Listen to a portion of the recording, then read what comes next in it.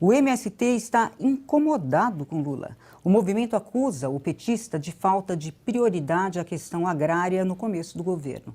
Para reverter o cenário, os invasores farão uma mobilização nacional em abril. A ideia é ampliar acampamentos e realizar marchas por todo o país.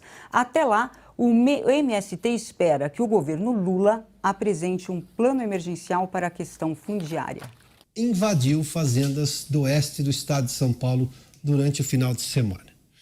A folia foi lá, tá? Mas a folia no sentido que os nossos avós davam, né? Que era exatamente de baderna. Batizada de Carnaval Vermelho, olha que coisa pouco criativa. Carnaval Vermelho, a mobilização reuniu mais de 400 famílias e foi concentrada nas cidades de Marabá Paulista, Sandovalina, Presidente Venceslau e Rosana, localizadas na região de Presidente Prudente. No domingo, também foram registradas invasões nas cidades de Presidente Epitácio, Mirante do Paranapanema e Teodoro Sampaio.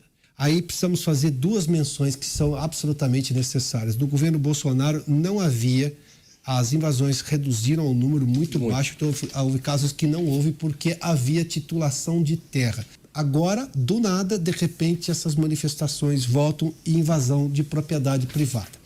Vamos lá. Cada caso é um caso, tudo bem, isso pode ser compreendido. Mas se o governo brasileiro, o Supremo Tribunal Federal e o Congresso Nacional ficaram, de forma muito justa, horrorizados com depredação e invasão de patrimônio público, de área pública, que não poderia ter tido uma manifestação que gerou quebradeira como aquela, qual será a manifestação agora desses três entes do poder em relação a essas invasões aqui? A gente vive ainda nesse século XX de cambalacho, que é trocar a definição de uma coisa pela outra. Quer chamar aquele que não é fascista de fascista, quer chamar de democrata aquilo que não é democrata. A gente vive ainda em pleno tângulo do discípulo, que é o cambalache. Nós vivemos num estado de cambalacho. Nós somos cambalacheiros. Este governo é cambalacheiro. Nós temos aqui um presidente da República eleito, que é o Luiz Inácio Lula da Silva, que tem uma base histórica nos movimentos sociais de trabalhadores sem teto e sem terra.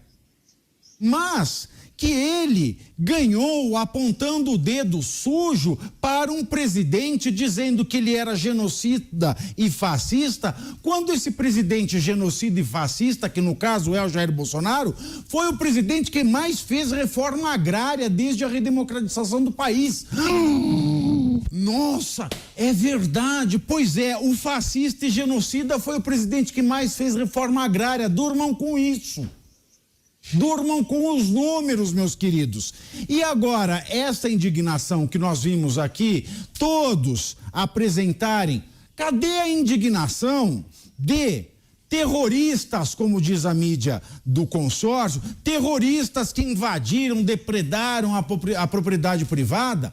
Cadê a indignação contra essas pessoas que entraram em uma propriedade que é de uma pessoa? Porque se existe uma ideia que circunda a democracia moderna, o indivíduo, ele é um valor tão absoluto que ele não deve ser tratorado pelo Estado. Então, por que é que uma cadeira no Congresso Nacional vale mais do que uma porteira da propriedade privada, já que o valor do indivíduo é maior que o valor do Estado, e por maior que seja o Estado, ele não pode tratorar e massacrar o indivíduo. Por quê? Alguém explica? Ninguém explica. Nessa briga, eu torço para a briga. Vou até pegar um saquinho de pipoca aqui, porque vai ser interessante.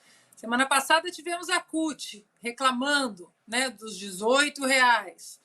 E não vai parar por aí, porque todas as promessas de campanha do Lula, quem tem, no mínimo, 2 neurônios na cabeça, poderia entender que eram promessas vazias, impossíveis de serem cumpridas.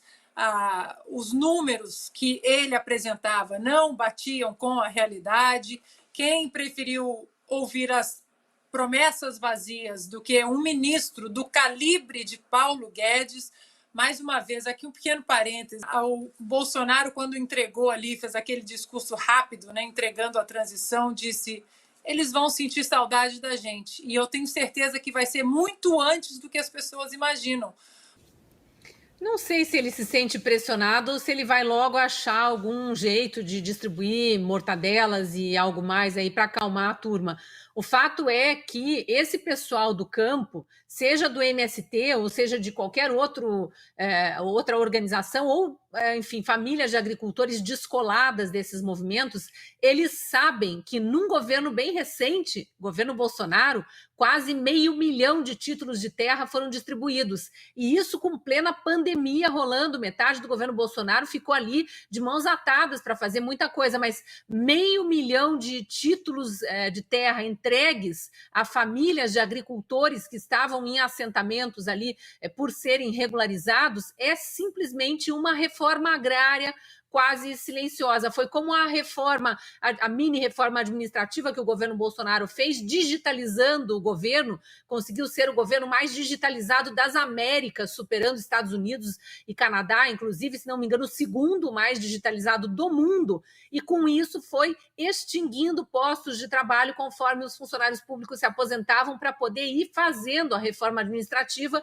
que o Congresso não fazia. Da mesma forma, a reforma tributária, que não saía, acabou de alguma forma saindo uma mini reforma tributária com vários impostos sendo reduzidos ou até zerados pelo governo Bolsonaro. Então, só para a gente comparar o que acontecia, embora não aparecesse na imprensa ou aparecesse de forma muito deturpada quase sempre, e agora o que a gente está começando a ver, né? Já estamos vivendo invasões de terra, significa que eles não estão contentes com distribuição de títulos ou com a forma como a negociação vem sendo feita com esses grupos neste atual governo. Espero que tenha gostado do vídeo.